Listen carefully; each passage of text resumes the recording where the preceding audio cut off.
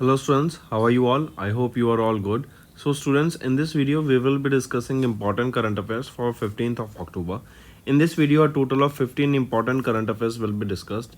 Here we will be talking about the first official visit of President of Maldives to India. Then we will be talking about PM Modi. He has laid the foundation stone for various development projects worth 7,600 crore rupees in Maharashtra. Then coal production in India has grown by 5.85% in FY25. Then PM Modi inaugurated Lal Tipara Goshala, that is India's first modern Goshala with bio-CNG plant in Gwalior, Madhya Pradesh. We will be discussing all these things in detail, so stay tuned with us till the end.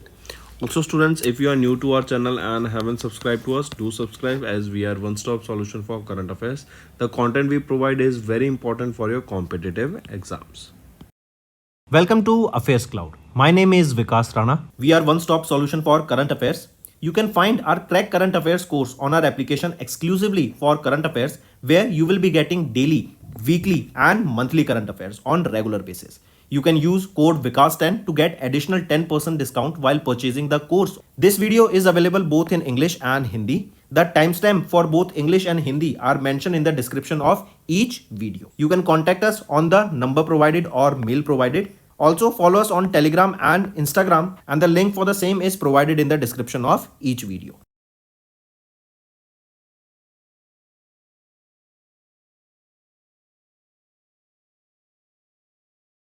Also students, we have started a new initiative that is of handwritten notes. It is helpful to understand the news daily, time saving and very useful for your revision. We aims to cover 15 questions via handwritten notes in upcoming bank exams. These handwritten notes are available on daily current affairs content PDF at our mobile application and website careerscloud.in. Only our Crack Current Affairs subscribers will be able to access these handwritten notes. A sample PDF of the handwritten notes will be available in the description. So let's start students. First we are talking about national affairs, and in this too Dr. Mohammad Muizu, right? Dr. Mohammad Muizu, he is the president of Maldives and he visited India from 6th to 10th of October 2024, and this marks a significant milestone in the relationship between India and Maldives, as well as it is the first ever official visit as a president. Right, then PM Narendra Modi of India and Dr. Mohammad Muizu met on 7th of October and comprehensively reviewed the entire gamut of bilateral ties. Here, Indian government has announced that India will undertake the repairs and refit the Maldives Coast Guard ship Huravi, that is a patrol vessel which was gifted by India to the Maldives in 2006.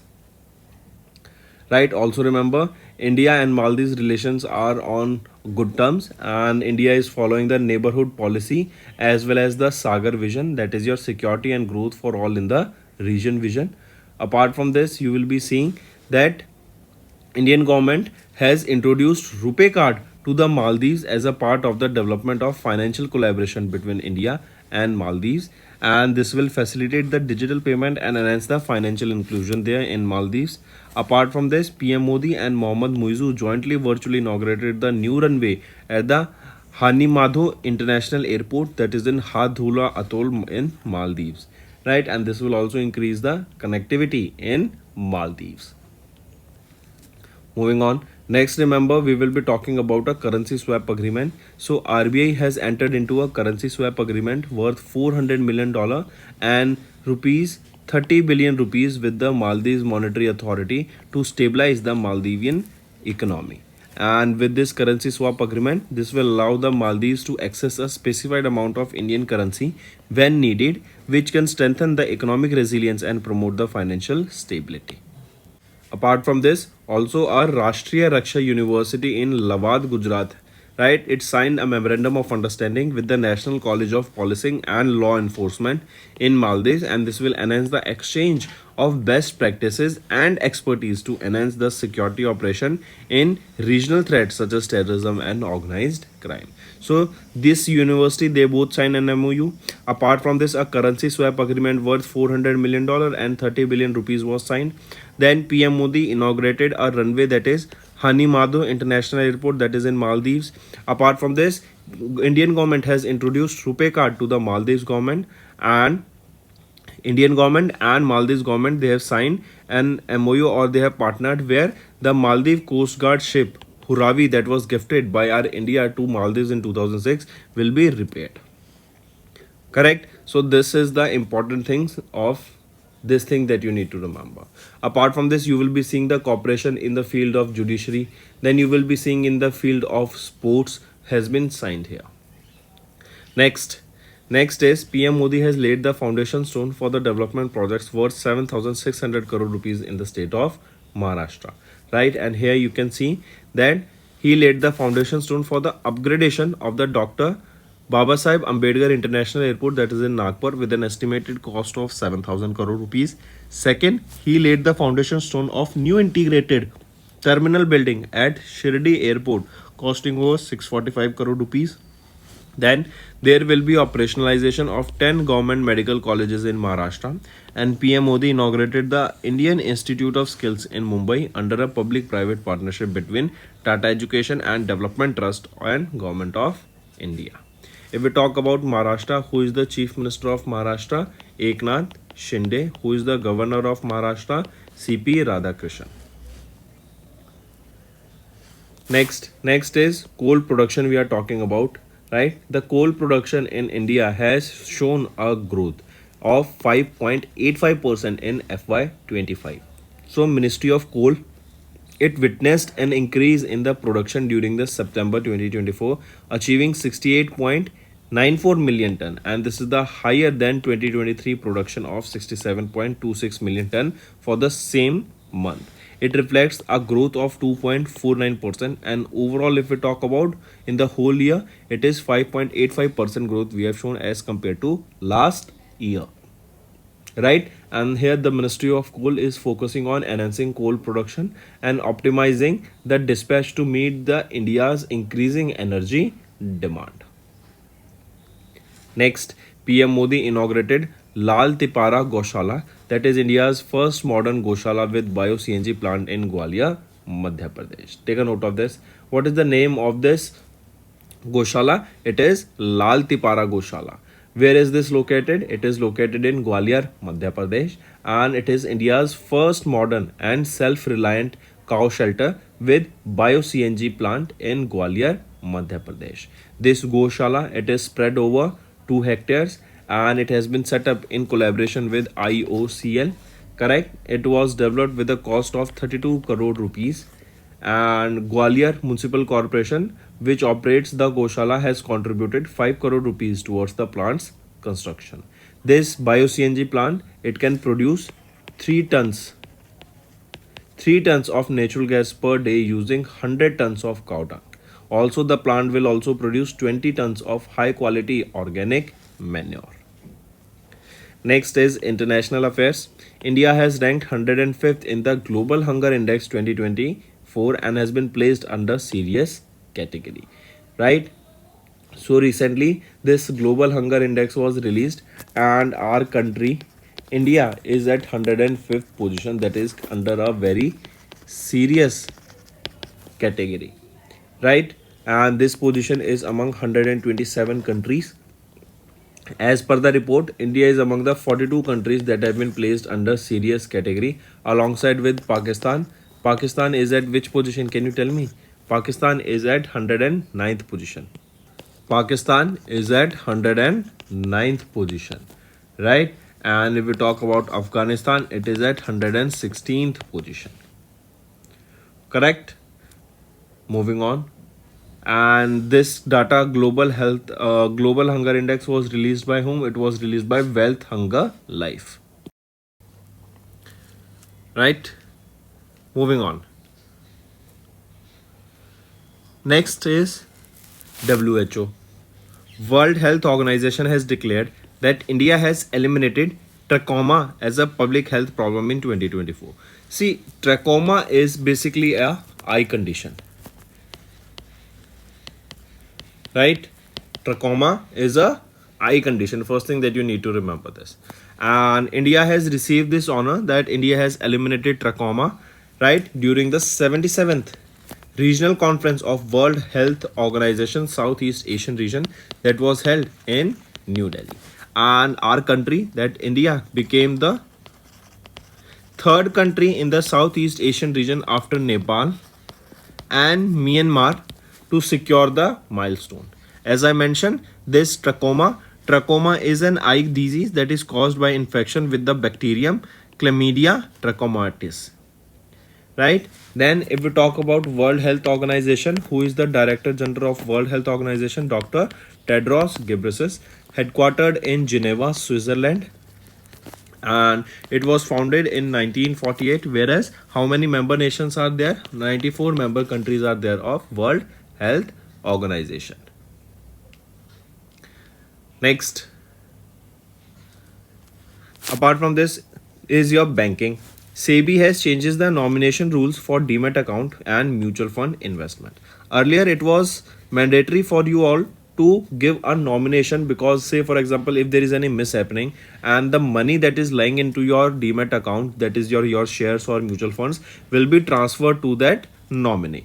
But there are some new rules now, that is SEBI has changed the nomination rule between mutual fund and demat account, allowing the holders of both instrument to include up to 10 nominees. Right, earlier there was a one nominee, but now we can upload up to 10 nominees here. And this change was during the SEBI board meeting that was held on 30th of September in Mumbai, Maharashtra. These new rules, they will allow the nominees to act on the behalf of investors who are unable to do so with some safeguard. This process for transferring the assets to nominees will be streamlined and it will require less paperwork. No rights will be granted to the legal heirs or the deceased nominee and creditors' claims while they take precedence over the transmission assets to the nominee. I repeat, this is important. No rights will be granted to the legal heirs of the deceased nominee, and creditor claims will take precedence over the transmission of assets to the nominee. And one more thing, the nomination will be optional for the joint demat account and for jointly held mutual fund portfolios.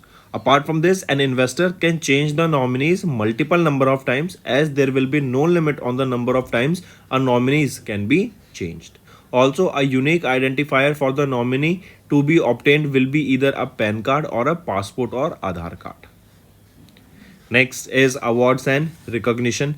Japanese NGO Nihon Hidankyo has won the Nobel Prize 2024. As you can see him in the picture here. So Japanese NGO, that is Nihon Hidankyo, a grassroots movement of the Hibakusha, the atomic bomb survivors from Hiroshima and Nagasaki, has been awarded with the Nobel Peace Prize 2024. Take a note of this, right? So this Nihon Hidankyo, this is basically a movement of peoples who survived from the atomic bomb of Hiroshima and Nagasaki, right? And here this Nobel Prize is awarded on the day of the Alfred Nobel's death, that is 10th of December. And remember, it was started in 1901, this Nobel Prize. Correct? So take a note of this. Next is Fortune has released the 2024 100 most powerful women in business list, and this list has been topped by Mary Barra. Right, as you can see here in the picture here, Mary Barra, the Chief Executive Officer of the General Motors of USA, has topped this list of 2024 women in business. Right, and this she has featured on this list for the 13th time, and as per the rankings here, Mary Barra, the CEO of USA-based General Motors, has secured the first position. Take a note of this, right? This 100 most powerful women in business list, this is released by which organization? It is released by Fortune. Correct? Then Karen S, if there is a list here, yes. Mary Barra, the chairman and CEO of General Motors of USA, first position. Karen Lynch, the president and CEO of CVS Health of USA, second position. Jane Prosser, CEO of Citigroup USA, third position. Julia Sweet, fourth. Emma Walsley of fifth position. Correct? And you can see almost in the top 5, the 4 are from USA and 1 is from UK. Next, Next is science and technology. PSLV 37 upper stage makes a safe re-entry after 8 years in Earth's atmosphere. ISRO's PSLV. PSLV is your Polar Satellite Launch Vehicle. This PSLV C-37. PSLV C-37. This was in the Earth's atmosphere, right? And it has made a safe re-entry into the Earth atmosphere on 6th of October 2024. And this marks a significant milestone in ISRO's effort and aim to achieve a debris-free space mission by 2030. Also, the orbital altitude has decayed to almost 134 by 148 kilometer and the re-entry at the North Atlantic Ocean. Also, ISRO is actively working to reduce the residual orbit lifetime of PSLV upper stage to 5 years or less through controlled deorbiting techniques. That means whenever we are launching a satellite in the orbit, right? Earlier, what we used to do is that we let it remain in the orbit, right? But now we are seeing that multiple satellites are being launched by almost all the countries. So the space, the path is very less, correct? So what we are doing is that we should not create debris in our orbit, because if there is a debris in the orbit, it becomes hazardous for the satellites, because whenever even a small object traveling at a very high speed collides with the satellite, it will cause a huge damage to the satellite. So the scientists all around the world, they are trying to avoid any debris, any leftover satellite in the orbit, and what they try to do is that they try to crash land the satellite in the earth with safety, correct? So that there is no residue of that satellite that is left in the orbit, correct? So similar is the aim of India, and PSLV C-37, it was brought back to the surface of the earth after multiple years. Next is HAL, that is Hindustan Aeronautics Limited, has delivered the first AL-31FP aero engine to Indian Air Force for Sukhoi 30 Mark 1 aircraft. I repeat, Hindustan Aeronautics Limited handed over the first AL-31FP aero engine manufactured under the 240 engine contract to the Indian Air Force at Koraput, Odisha, in the presence of Sanjeev Kumar, the Secretary of Defence of the Ministry of Defence, and Dr. D.K. Sunil, the Chairman and Managing Director of HAL. And this contract of first AL-31P FP aero engine, right? For this, Ministry of Defence has signed a 26,000 crore rupees contract with Hindustan Aeronautics Limited for 240 such AL-31 FP aero engines for Sukhoi 30 Mark 1 aircraft, right? And these engines will be delivered in the next 8 years. Next is sports. Indian Olympian gymnast Deepa Karmakar, as you can see here in the picture, has announced retirement, right? And she announced retirement at the age of 31. She had career of 25 years in this professional sport. She has won bronze medal in 2014 Commonwealth Games held in Glasgow, UK, becoming the first Indian female gymnast to do so in the Commonwealth Games. Next, remember, in 2024 also, she has won gold in vault at the Asian Women's Artistic Gymnastics Championship in 2024 Uzbekistan. Then apart from this, she has been honored with Padma Shri in sports in 2017, Arjuna Awards in gymnastics in 2015, and Major Dhyan Chand Khel Ratan Award in 2016. Next is important days. International Coffee Day is observed on 1st of October. Coffee contain a lot of caffeine, and it is basically, this day is observed to honor coffee and the people behind it. And the theme for this day is Coffee, Your Daily Ritual, Our Shared Journey, right? And the first ever International Coffee Day was observed on 1st of October in 2015. Coffee, it gives you a kick because, as I told, it contains caffeine and it helps you to keep running and do your work. It helps you to focus on vertical things. Next is World Vegetarian Day. It is observed on 1st of October, right? And this is to basically encourage people to enjoy vegetarian foods and benefit of living a vegetarian lifestyle. Also remember, Vegetarian Awareness Month runs from 1st of October till 1st of November. Correct? Take a note of this. World Vegetarian Day. It was started in 1977. Correct? And 1st of October observed as World Vegetarian Day. And 1st of November it is observed as World Vegan Day. Correct? Next. Next is Wildlife Week. It is observed from 2nd to 8th of October, and this is the 70th edition of the Wildlife Week that was observed from 2nd to 8th of October to raise awareness about the importance of wildlife conservation and protecting India's rich biodiversity. And this year in 2024, it was the 70th edition that was observed. Then there is a theme here, theme being wildlife conservation through coexistence. This is the theme of the Wildlife Week 2024, and the first Wildlife Week was observed in 1957. Next, students, these were your current affairs. Now let's move to some one-liners. We saw the state visit of Mohammad Mizu, the president of Maldives, to India. Then PM Modi laid the foundation stone for various development projects worth 7,600 crore in Maharashtra. Coal production in India has increased to 5.85% in FY25. Then PM Modi inaugurated Lal Tipara Goshala. This is important. This is the first modern Goshala with bio-CNG plant in Gwalior, Madhya Pradesh. Then India ranked 105th in the Global Hunger Index 2024, placed under serious category. Then WHO has declared that India has eliminated trachoma as a public health problem in 2024. SEBI changes the nomination rules for Demat account mutual fund investment. Japanese NGO Nihon Hidankyo has won the Nobel Prize 2024. Fortune has released the 2024 100 most powerful women in business list, and it has been topped by Mary Berra.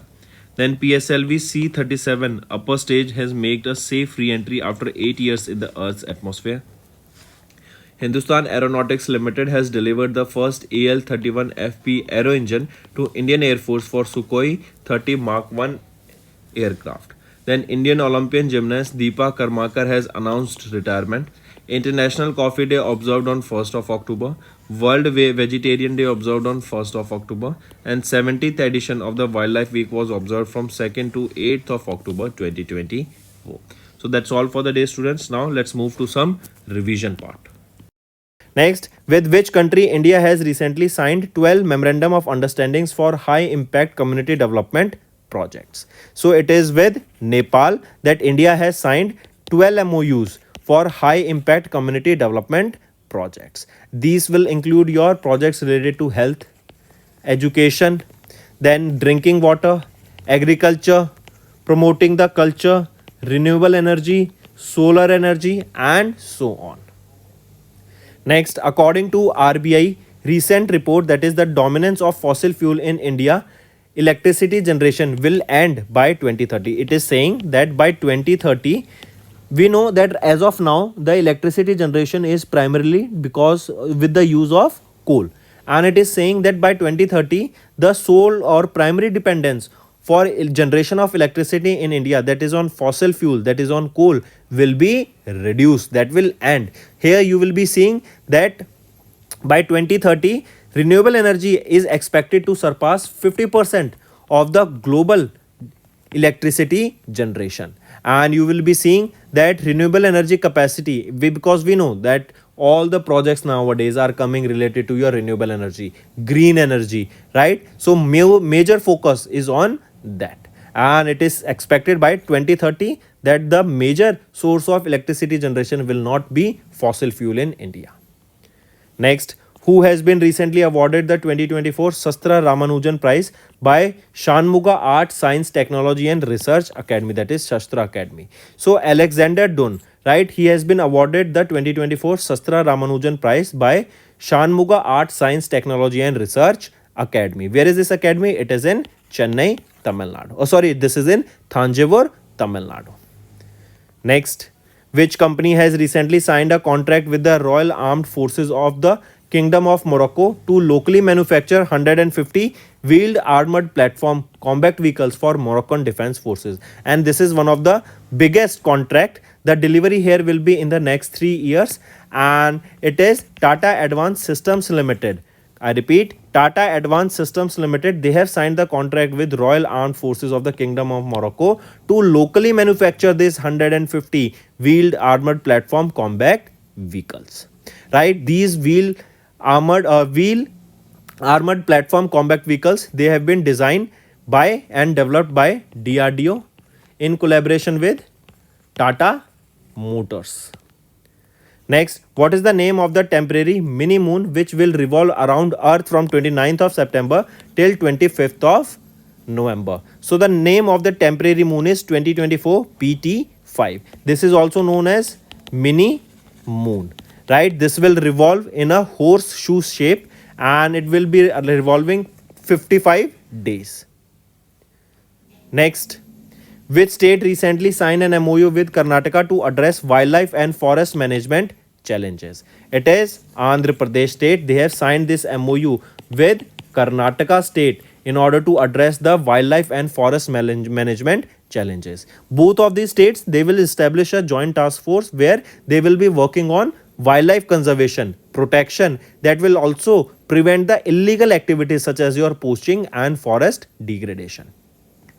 Next, who has been recently reappointed as the non-executive chairman of Utkarsh Small Finance Bank? So Praveen Kumar Gupta has been reappointed as the non-executive chairman of Utkarsh Small Finance Bank. Direct question. Next, which ministry has recently organized the 8th edition of the India Water Week from 17th to 20th of September in New Delhi? So it is Ministry of Jal Shakti that has organized the 8th edition of India Water Week. Where was this organized? Location, Bharat Mandapam, that is in New Delhi. And there is a theme for this that you can remember: partnership and cooperation for inclusive water development. And your homework is, students, you have to give me 3 current affairs that are related to sports, that it include your food, that can include your football, cricket and F1 race. So that's all for the day, students. Do hit the like button, and now if you are new to our channel and haven't subscribed to us, do subscribe to us. We are one stop solution for current affairs. Now students, let's move to the Hindi segment of this video. Hello students, तो आज की video में 15 अक्टूबर के important current affairs discuss करेंगे. काफ़ी important session रहेगा, and तक बने रहिएगा.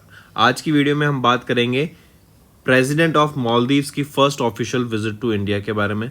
देन हम बात करेंगे पीएम मोदी ने 7,600 करोड़ रुपए के डेवलपमेंट प्रोजेक्ट्स को लॉन्च किया महाराष्ट्र में. देन जो कोल प्रोडक्शन है इंडिया में, उसमें हमें 5.85% की ग्रोथ देखने को मिली इन FY25. देन बात करेंगे लाल तिपारा गौशाला की, ये इंपॉर्टेंट है, इसको ज़रूर नोट डाउन कीजिएगा. देन हम बात करेंगे ग्लोबल हंगर इंडेक्स की. ये सभी चीज़ें डिटेल में डिस्कस की जाएंगी, तो एंड तक बने रहिएगा हमारे साथ.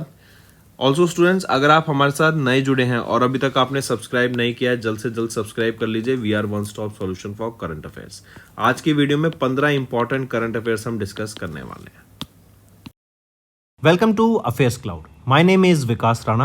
We are one-stop solution for current affairs. You can find our Crack Current Affairs course on our application exclusively for current affairs, where you will be getting daily, weekly and monthly current affairs on regular basis. You can use code VIKAS10 to get additional 10% discount while purchasing the course. This video is available both in English and Hindi. The timestamp for both English and Hindi are mentioned in the description of each video. You can contact us on the number provided or mail provided. Also follow us on Telegram and Instagram, and the link for the same is provided in the description of each video.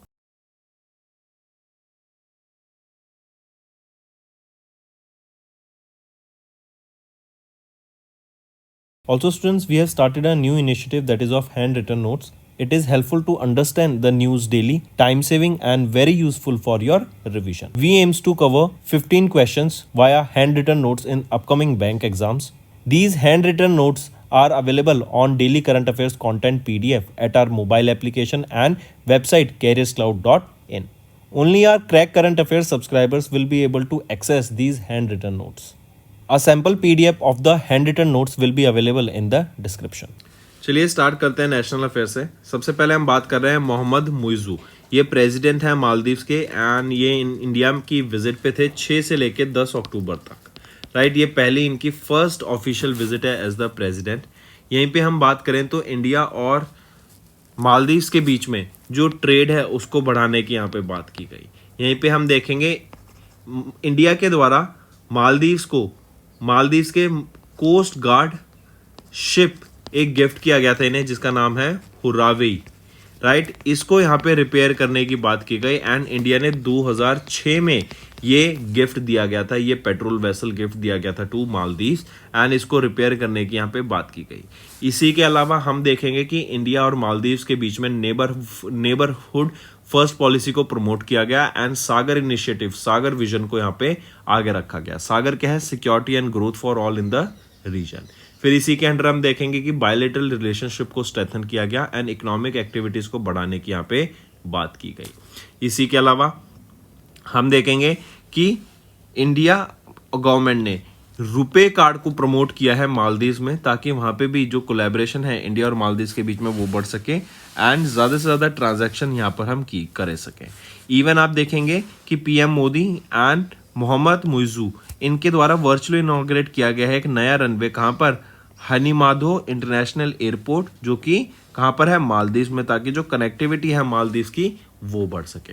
इसी के अलावा आप देखेंगे RBI के द्वारा एक currency swap agreement sign किया गया है worth $400 million and 30 billion rupees का with the Maldives monetary authority. इसी के अलावा राष्ट्रीय रक्षा यूनिवर्सिटी, जो कि लवाड़ गुजरात में है, इन्होंने एक एमओयू साइन किया national college of policing and law enforcement के साथ, जो मालदीव में है, ताकि जो बेस्ट प्रैक्टिसेस हैं, राइट, इन दोनों को वो बढ़ावा दे सकें एंड सिक्योरिटी कॉपरेशन के ऊपर काम कर सके, नॉलेज शेयरिंग की जा सके, करेक्ट, एंड जो टेररिज्म एंड ऑर्गेनाइज क्राइम है उसको रोकने में एक दूसरे की हम हेल्प कर सके। ठीक है, चलिए नेक्स्ट पे आते हैं। पीएम मोदी ने ले किया foundation stone for the development projects worth 7,600 crore rupees in Maharashtra. तो 7,600 करोड़ रुपए के यहाँ पे लॉन्च किए गए प्रोजेक्ट, जिसमें से हम बात करेंगे 7,000 करोड़ रुपए का तो आपका एक डॉडा upgradation of the doctor Baba Sahib Ambedkar international airport Nagpur में रहेगा। देन इसी के साथ साथ नई terminal building of Shirdi airport costing over 645 crore rupees की लागत से ये रहेगी, राइट। इसी के अलावा there will be operationalization of 10 government medical colleges Maharashtra में एंड पीएम मोदी ने इनॉग्रेट किया Indian Institute of Skills in Mumbai. ये एक पब्लिक प्राइवेट पार्टनरशिप में रन करेगा between Tata education and development trust and government of India के साथ मिलके। महाराष्ट्र के चीफ मिनिस्टर कौन है? एकनाथ शिंदे। गवर्नर कौन रहेंगे? सीपी राधाकृष्णन। चलिए नेक्स्ट पे आते हैं। नेक्स्ट हम बात करेंगे इंडिया में जो कोल प्रोडक्शन ना, उसमें हमें बढ़ोतरी देखने को मिली है of 5.85% in FY25 as compared to last year. इसका रीज़न क्या है कि इंडिया में पॉपुलेशन बढ़ रही है, पॉपुलेशन के साथ साथ हमारी जो इकोनॉमिक एक्टिविटीज़ हैं वो भी बढ़ रही हैं, हमारा इंफ्रास्ट्रक्चर बढ़ रहा है, ज़्यादा बिल्डिंग बनेंगे तो उनको जो रिक्वायरमेंट है इलेक्ट्रिसिटी की वो भी बढ़ जाएगी, पॉपुलेशन बढ़ेगी तो उनकी जो इलेक्ट्रिसिटी कंजप्शन की जो रिक्वायरमेंट है वो भी बढ़ जाएगी। तो जो सिटियाँ डेवलप हो रही हैं, सिटीज़ ग्रो हो, अर्बनाइजेशन हो रही है, वहाँ पर जो इलेक्ट्रिसिटी की डिमांड है उसको पूरी करने के लिए यहाँ पे जो इंडिया में कोल प्रोडक्शन है उसको बढ़ावा देता हुआ हमें यहाँ पे दिखा है 5.85% की यहाँ पे बढ़ोतरी हमें देखने को मिली है। नेक्स्ट आ जाते हैं। पीएम मोदी ने इनॉग्रेट किया पहला मॉडर्न गौशाला इंडिया का, जो है Lal Tipara Gaushala with bio CNG plant in Gwalior Madhya Pradesh. तो ये कहाँ पे रहेगी? लाल तिपारा गौशाला, ये आपका ग्वालियर मध्य प्रदेश में रहेगा। ये पहली मॉडर्न गौशाला है जहाँ पर बायो सीएनजी प्लांट की फैसिलिटी भी रहेगी। इसी में आप देखेंगे कि ये बनाए गए हैं इन कोलैबोरेशन विद IUCL एंड यहीं पर 32 करोड़ की लागत से इसको बनाया गया है। इवन आप यहाँ पे देखेंगे जो ग्वालियर म्युनिसिपल कॉरपोरेशन है, इन्होंने भी 5 करोड़ रुपए यहाँ पे दिए इसके कंस्ट्रक्शन के लिए। ये प्लांट है, ये 3 ton natural gas per day यहाँ पे प्लांट ये प्रोड्यूस कर सकता है यूजिंग 100 टन्स ऑफ काउडंग। यही प्लांट आपका 20 ton of high quality organic manure भी यहाँ पे प्रोड्यूस कर सकता है। और ये कहाँ पे रहेगा? ग्वालियर मध्य प्रदेश में रहेगा, ये भी याद रखेंगे। नेक्स्ट आ जाते हैं इंटरनेशनल अफेयर्स पर। India ranked 105th in the global Hunger index placed under serious category. तो अभी ग्लोबल हंगर इंडेक्स रिलीज किया गया था, किसके द्वारा रिलीज किया गया था? ये वेल्थ हंगर लाइफ के द्वारा इसको रिलीज किया गया था एंड यहाँ पे हमारे इंडिया की रैंक 105th पोजीशन पे आउट ऑफ 127 कंट्रीज। तो हम कह सकते हैं सीरियस कैटेगरी में यहाँ पे इंडिया को रखा गया है। करेक्ट, बहुत ज़्यादा दिक्कत है। आप देखेंगे अगर खाने को लेके इंडिया में सरकार के द्वारा ही यहाँ पे क्लेम किया जाता है कि हम 70 से 80 करोड़ लोगों को सालाना यहाँ पे खाना खिलाते हैं, राइट, फ्री ऑफ कॉस्ट उनको खाना दिया जाता है। इवन तो ये एक बहुत सीरियस कैटेगरी में आ जाते हैं। इवन पाकिस्तान की आप रैंक देखेंगे तो 109th पोजीशन पे है पाकिस्तान, सिर्फ 4 पॉइंट्स हमारे से ऊपर, 4 रैंक ऊपर। आप खुद देख सकते हैं पाकिस्तान में कितनी भूखमरी है। तो वही सिचुएशन इंडिया में कहीं ना कहीं दिख रही है। इवन अफगानिस्तान की बात करें तो 116th पोजीशन पे आ जाता है। नेपाल 68 पोजीशन पे कितना बेटर है। बांग्लादेश 84th पोजीशन पे। श्रीलंका जहां पर अभी इतने दंगे हुए थे वो ही 56 पोजीशन पे आ जाता है। करेक्ट। तो ये किसके द्वारा, वेल्थ हंगर लाइफ के द्वारा यहाँ पे लॉन्च किया गया था एंड कंसर्न वर्ल्ड वाइड के द्वारा। चलिए नेक्स्ट पे आ जाते हैं। WHO ने डिक्लेयर किया that India has eliminated trachoma, जो कि एक पब्लिक हेल्थ प्रॉब्लम है, इन 2024 इसको एलिमिनेट कर दिया गया। ट्रैकोमा बेसिकली आपकी एक आई डिजीज होती है, ठीक है। ट्रैकोमा एक आपकी आई डिजीज होती है। ये फैलती है आपकी क्लेमेडिया ट्रैकोमेटिस के द्वारा, राइट। ये एक बैक्टीरियम है जिससे आपकी ये आई डिजीज फैलती है, right. And India 3rd country बन गया है in the world, in the south east Asian region after Nepal and Myanmar, जिन्होंने ट्रैकोमा को एलिमिनेट किया। एंड यहाँ पे ये डिक्लेयर किया गया during the 77th regional conference of World Health Organization south east Asian region, जो न्यू दिल्ली में हुई, ठीक है। वर्ल्ड हेल्थ ऑर्गेनाइजेशन की अगर मैं बात करूं तो डायरेक्टर जनरल कौन रहेंगे, doctor Tedros Ghebreyesus. Headquarter Geneva Switzerland में रहेगा। 194 मेंबर्स कंट्रीज हैं यहाँ पर। चलिए नेक्स्ट हम बात कर रहे हैं बैंकिंग एंड फाइनेंस की। यहाँ पे हम देखेंगे सेबी के जो नए नॉमिनेशन रूल्स आए हैं for demat account and mutual funds. पहले आपको एक नॉमिनी यहाँ पे अपॉइंट करना होता था, राइट। अब क्या है, 10 नॉमिनीज तक आप अपॉइंट कर सकते हैं और इन 10 नॉमिनीज को आप कितनी ही बार चेंज भी कर सकते हैं, ठीक है। फिर यहाँ पे जो प्रोसेस होगा एसेट ट्रांसफर्स का, कि आपके एसेट्स ट्रांसफर कर दिए जाएंगे नॉमिनीज को, वो बहुत स्ट्रीमलाइन होगा एंड पेपरलेस रहने वाला है। इसी के अलावा अगर जैसे फॉर एग्जांपल आपकी डेथ हो जाती है एंड आपके सारे एसेट आपके नॉमिनो को जाना चाहिए, लेकिन मान लो आपके नॉमिनी की भी डेथ हो जाती है तो वो एसेट आगे उनके नॉमिनी के हायर्स को नहीं जाएगा, मतलब उनके बच्चों तक नहीं जाएगा, बाकी नॉमिनीज में ही डिलीवर हो जाएगा। यहीं पे कुछ यूनिक आइडेंटिटी चाहिएगी, जैसे फॉर एग्जांपल पैन नंबर या पासपोर्ट या आधार कार्ड इन नॉमिनीज का। नेक्स्ट पे आ जाते हैं अवार्ड्स एंड रिकॉग्निशन। हम बात करेंगे नोबेल पीस प्राइज की। तो हम जानते हैं हिरोशिमा एंड नागासाकी में एटॉमिक बम हुआ था, राइट। एंड उनके जो सर्वाइवर्स थे, राइट, उन्होंने एक मूवमेंट ऑफ हिबाकुशा स्टार्ट किया था जिसका नाम है निहोन हिदानक्यो, राइट। ये एक एनजीओ है, ये एक ग्रास रूट मूवमेंट है by the survivors from Hiroshima and Nagasaki and इन्हीं को अभी नोबेल पीस प्राइज से सम्मानित किया गया 2024 के। करेक्ट। नोबेल पीस प्राइज कहाँ दिया जाता है, ऑस्लो नॉर्वे में दिया जाता है, राइट। एंड एल्फ्रेड नोबेल की डेथ जो हुई थी 10 दिसंबर को, तब ये दिया जाता है। एंड 1901 में पहली बार नोबेल पीस प्राइज से सम्मानित किया गया था, ठीक है, मार्क करके चलेंगे। एंड यहीं पे जो ये जापान बेस्ड निहोन हिदांक्यो है, राइट, जिनको नोबेल पीस प्राइज मिला है 1956 में, इसको एस्टेब्लिश किया गया था इस एनजीओ को। इनका मोटो है नो मोर हिबाकुशा। नेक्स्ट आ जाते हैं फिर फॉर्चून के द्वारा अभी 2024 की 100 most powerful women in business list को रिलीज किया एंड इस लिस्ट ने टॉप किया है मैरी बेरा के द्वारा। आप इनको यहाँ पे पिक्चर में देख सकते हैं, मैरी बेरा। ये कौन है, ये चीफ एग्जीक्यूटिव ऑफिसर है of USA based general Motors की, जिन्होंने यहाँ पे इस लिस्ट में टॉप किया है। ये 13 टाइम इस लिस्ट में फीचर हुई हैं, करेक्ट। एंड यहीं पे सेकंड पोजीशन पे आ जाती है Karen S Lynch. Let me show you the list. पहली पोजीशन पे Mary Barra, the chairman and CEO of General Motors USA से। सेकंड पे कैरन लिंच, जो प्रेसिडेंट एंड सीईओ है सीवीएस हेल्थ की, ये भी यूएसए से। थर्ड, फोर्थ एंड फिफ्थ आप देख सकते हैं। ये लिस्ट किसके द्वारा रिलीज की गई? फॉर्चून मैगजीन के द्वारा रिलीज की गई।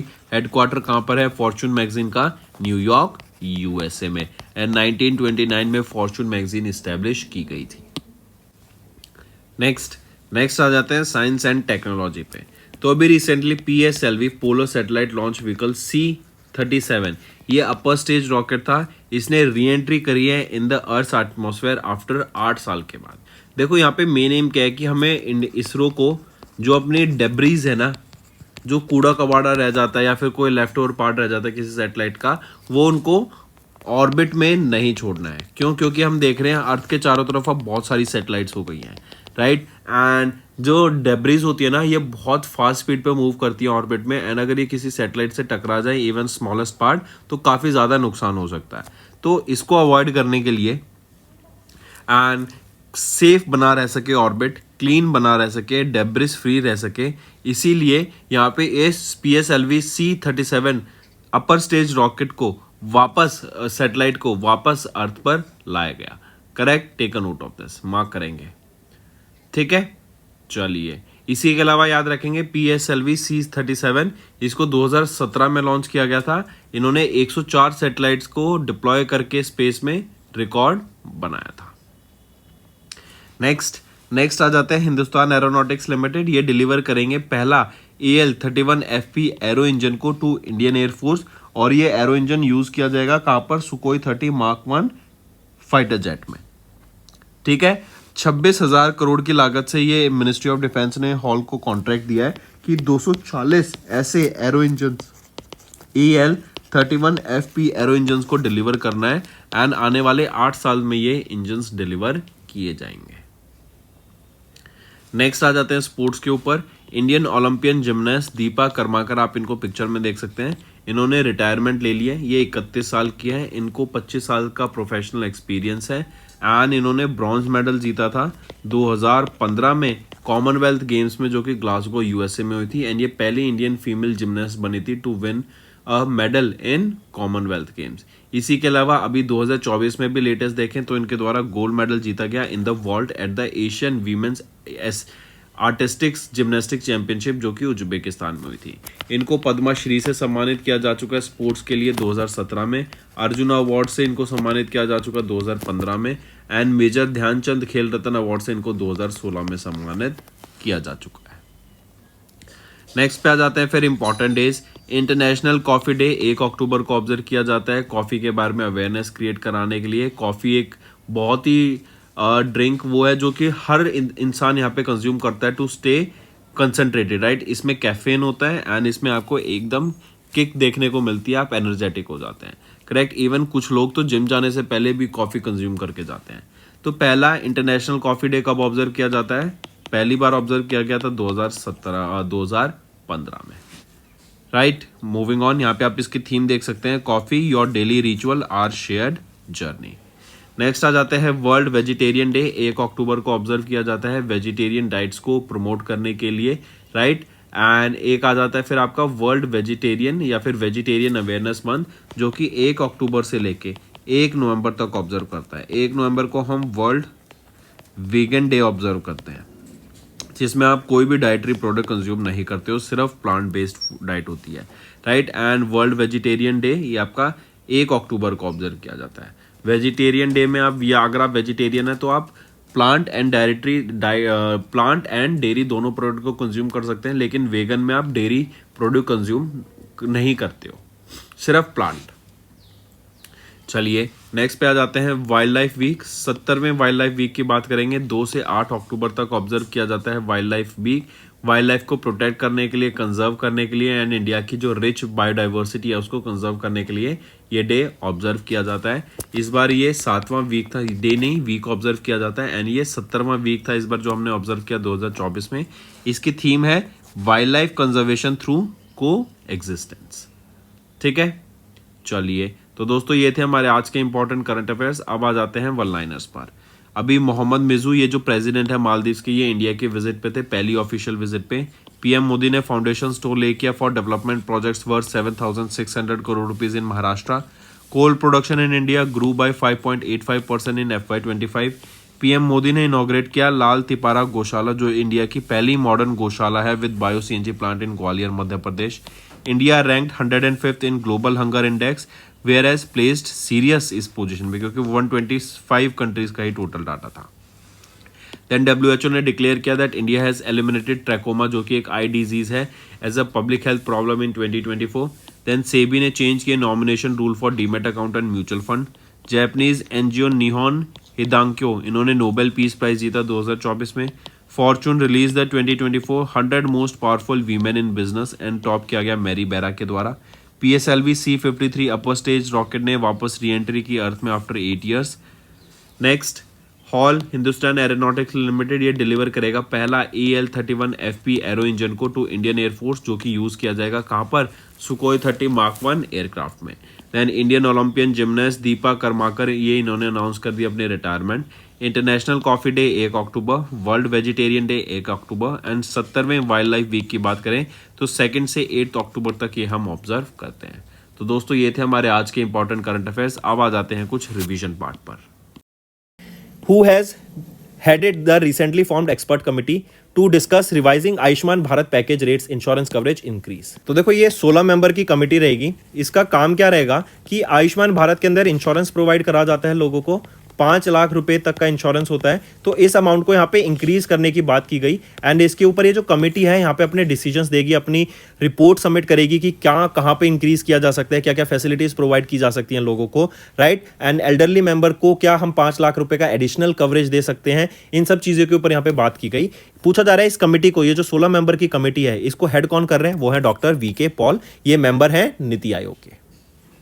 नेक्स्ट, किस मिनिस्ट्री या डिपार्टमेंट ने अभी इंप्लीमेंट किया मेक इन इंडिया प्रोग्राम को, जिसके एक डेकेड पूरा हो गया सितंबर 2024 में। तो सबसे पहले मेक इन इंडिया ये इनिशिएटिव किनके द्वारा लाया गया था, आपको ये बताना है। तो मेक इन इंडिया इनिशिएटिव लाया गया है किनके द्वारा, ये लाया गया था department of industrial policy and promotion के द्वारा।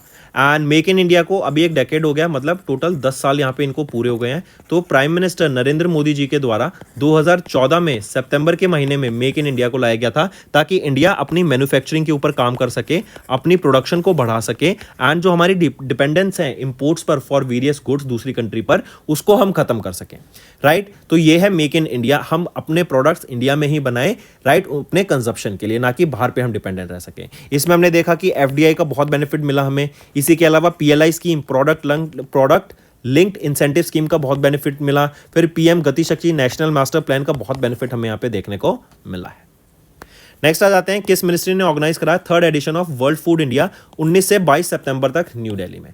तो किस मिनिस्ट्री के द्वारा ये वर्ल्ड फूड इंडिया ऑर्गेनाइज कराया गया था, तो ये ऑर्गेनाइज कराया गया था ministry of food processing industries के द्वारा। एंड यहाँ पे याद रखेंगे 19 से लेके 22 सितंबर तक इसको ऑर्गेनाइज कराया गया था। ये एक थीम पे बेस्ड है, प्रोसेसिंग फॉर प्रॉस्पेरिटी, ये थीम रहेगी आपकी वर्ल्ड फूड इंडिया की। एंड ये वर्ल्ड फूड इंडिया का 3rd एडिशन इस बार हमें देखने को मिला था, correct, take a note of this. And यहीं पे याद रखेंगे जगत प्रकाश नड्डा जी, जो कि JP नड्डा है, union minister of health and family welfare, इन्होंने इनॉग्रेट किया 2nd edition of Global Food Regulators Summit. And इस समिट को ऑर्गेनाइज किसके द्वारा कराया गया था, FSAI के द्वारा। नेक्स्ट आ जाते हैं, किस कंपनी ने रिसेंटली रिसीव किया approval from ministry of corporate affairs to establish a joint venture named Aero Systems Private Limited in collaboration with Israel Aerospace Industries. तो किस कंपनी ने, पहले देखते हैं, वो है BEL, Bharat electronics limited and IAI के द्वारा ये एक जॉइंट वेंचर सेटअप किया गया, जिसका नाम है एरो सिस्टम्स प्राइवेट लिमिटेड। इसमें भारत इलेक्ट्रॉनिक्स लिमिटेड का 40% शेयर रहेगा, IAI का 60% शेयर रहेगा। एंड ये कंपनी दोनों इंडिया एंड इजराइल में ऑपरेट करेगी। एंड यहाँ पर हम देखेंगे इनके द्वारा रिपेयर एंड मेंटेनेंस का काम किया जाएगा। किन का ये मेंटेनेंस करेंगे, किन चीज़ों का ये ध्यान रखेंगे यहाँ पर, तो वो है आपका medium range surface to air missile, इसकी रिपेयर एंड मेंटेनेंस के ऊपर ये जॉइंट वेंचर सेटअप किया गया है, राइट। नेक्स्ट, किस कंट्री ने, विद विच कंट्री, इंडिया, इन्होंने साइन किया 12 MOUs for high impact community development project. देखो ये कम्युनिटी डेवलपमेंट प्रोजेक्ट्स होती हैं जो बेसिक फैसिलिटी जैसे education, health, clean drinking water, right, culture को प्रमोट करने के लिए, राइट, कनेक्टिविटी अच्छी हो सके, रोड्स नेटवर्क अच्छा हो सके। तो 12 ऐसे एमओयू साइन किए गए ताकि ये जो high impact community development projects हैं इनके ऊपर काम किया जा सके। तो नेपाल ने इंडिया के साथ ये एमओयू साइन किया है। नेक्स्ट, आरबीआई के हिसाब से, अकॉर्डिंग टू आरबीआईज रिसेंट रिपोर्ट, जो डोमिनेंस है फॉसिल फ्यूल की इंडिया में इन इलेक्ट्रिसिटी जनरेशन वो खत्म हो जाएगी 2030 तक। अभी हम देखते हैं जो इलेक्ट्रिसिटी जनरेट की जाती है ना वो मेजॉरिटी बाय फॉसिल फ्यूल से की जाती है, जैसे कोल हो गया, पेट्रोल, डीजल, राइट। तो इसकी डिपेंडेंसी खत्म की जाएगी एंड ज़्यादा से ज़्यादा फोकस रहेगा कि रिन्यूएबल एनर्जी पे हम शिफ्ट हो सकें, ग्रीन एनर्जी पे हम शिफ्ट हो सकें, इनसे हम इलेक्ट्रिसिटी जनरेट करें। एंड 2030 तक क्यों? क्योंकि 2030 तक 50% ऑफ द इलेक्ट्रिसिटी जो हम जनरेट करेंगे ना वो या तो रिन्यूएबल एनर्जी या ग्रीन सोर्सेज ऑफ एनर्जी से हम जनरेट करेंगे। Next, who has recently been awarded with 2024 के शस्त्रा रामानुजन प्राइज से at Shanmugha art science technology and research academy, जो कि शस्त्रा एकेडमी है। रामानुजन प्राइज दिया जाता है in the field of mathematics, जो व्यक्ति मैथमेटिक्स में काम करता है, अचीवमेंट लाता है उनके लिए अंडर द एज ऑफ 32। तो यंग मैथमेटिशियंस को यहाँ पे सम्मानित किया जाता है इस शस्त्रा रामानुजन प्राइज से। एंड इस बार किनको सम्मानित किया गया वो है अलेक्जेंडर डन। अलेक्जेंडर डन ये जॉर्जिया इंस्टीट्यूट ऑफ टेक्नोलॉजी से हैं फ्रॉम यूएसए, जिनको 2024 के शस्त्रा रामानुजन प्राइज से सम्मानित किया गया। ये शस्त्रा यूनिवर्सिटी कहाँ पर है? ये है थांजावुर, तमिलनाडु में। नेक्स्ट आ जाते हैं, किस कंपनी ने रिसेंटली साइन किया एक contract royal armed forces of kingdom of Morocco के साथ ताकि लोकली हम मैन्युफैक्चर कर सकें 150 wheeled armoured platform combat vehicles for Moroccan defence forces. तो यह है टाटा एडवांस सिस्टम्स लिमिटेड। ये 150 यहाँ पे व्हील्ड आर्मर्ड प्लेटफॉर्म व्हीकल्स को यहाँ पे डिलीवर करेगी टू मोरक्कन फोर्सेज। और इनको जो ये wheel armoured platform combat vehicles है डीआरडीओ एंड टाटा मोटर्स के द्वारा इनको यहाँ पे डिजाइन एंड डेवलप किया गया है। एंड ये one of the biggest contract है जो अभी मिला है एंड 3 साल में इनकी यहाँ पे डिलीवरी हमें देखने को मिलेगी। नेक्स्ट आ जाते हैं, what is the name of the temporary mini moon जो कि रिवॉल्व कर रहा है अराउंड द अर्थ। 29 सितंबर से लेके 25 नवंबर तक ये यहाँ पर रहेगा। इस मिनी मून का नाम है 2024 PT5 एंड याद रखेंगे 55 दिन तक ये रिवॉल्व करेगा। आप इसको अपनी नेकेड आई से नहीं देख सकते हैं, आपको टेलीस्कोप की जरूरत पड़ेगी to watch this mini moon. Next, किस स्टेट में रिसेंटली साइन किया एक एमओयू कर्नाटका के साथ ताकि wildlife and forest management के ऊपर काम किया जा सके? तो वो कौन सी है? कर्नाटका के साथ आंध्र प्रदेश ने यहाँ पे एमओयू साइन किया है, राइट। एंड इनका एम रहेगा कि हम यहाँ पे कैसे वाइल्ड लाइफ को प्रोटेक्ट कर सकें, कैसे इलीगल एक्टिविटीज़ हैं जैसे आपकी पोचिंग हो गई, इनको ख़त्म कर सकें। इवन यहाँ पे जो एलिफेंट्स हैं, राइट, उनकी केयर करने के लिए यहाँ पे कई सारे लोगों को ट्रेनिंग भी प्रोवाइड की जाएगी ताकि वो एलिफेंट्स की यहाँ पे रख रखाव कर सकें। नेक्स्ट आ जाते हैं, who has been recently reappointed as the non executive chairman of Utkarsh small finance bank. तो वो है प्रवीण कुमार गुप्ता। इनको यहाँ पे रीअपॉइंट किया गया है non executive chairman of Utkarsh small finance bank. Next, किस मिनिस्ट्री ने रिसेंटली ऑर्गेनाइज करा 8वां edition of India water week 17 से 20 सितंबर तक न्यू दिल्ली में? तो as the name suggest India water week तो मिनिस्ट्री ऑफ जल शक्ति के द्वारा ये इनॉग्रेट किया गया। यहाँ पे वॉश के ऊपर बात की जाएगी। वॉश क्या है? Water sanitation and hygiene. इसी के अलावा याद रखेंगे इसकी एक थीम है partnership and cooperation for inclusive water development and management. Next, name the joint military exercise जो कि इंडिया और कजाकिस्तान के बीच में हुई और ओली उत्तराखंड में हुई। लोकेशन इंपॉर्टेंट है, कहां पर? ओली उत्तराखंड में। एक्सरसाइज का नाम रहेगा काजिंद, जैसा नेम सजेस्ट करता है KZ कजाकिस्तान IND इंडिया। तो काजिंद ये एक्सरसाइज का नाम रहेगा, काजिंद एक्सरसाइज। ये काजिंद एक्सरसाइज आपका 8वां एडिशन है इस काजिंद एक्सरसाइज का जो कि ओली उत्तराखंड में देखने को मिली। नेक्स्ट, उस मिशन का नाम बताओ जो कि लॉन्च किया गया ministry of port shipping and waterways के द्वारा मुंबई महाराष्ट्र में। तो वो है क्रूज भारत मिशन। इस मिशन का एम क्या है कि जो क्रूज टूरिज्म है ना, क्रूज टूरिज्म, इसको हमें बढ़ावा करना है, इसको इंक्रीज करना है, राइट। एंड जो टूरिज्म है, क्रूज ट्रैवलर्स हैं, क्रूज से ट्रैवल करना चाहते हैं, उसको हम चाहते हैं कि 50 लाख ट्रैवलर्स हो जाएं बाय 2047 तक, राइट। एंड हम देखेंगे जो ये क्रूज टूरिज्म से है इससे 4 लाख जॉब एम्प्लॉयमेंट्स यहाँ पे जनरेट करते हुए हमें दिखेंगे आने वाले टाइम में। Even ministry of port shipping and waterways की जो ब्रांड एम्बेसडर अपॉइंट की गई थी वो कौन थी? मनु बाकर।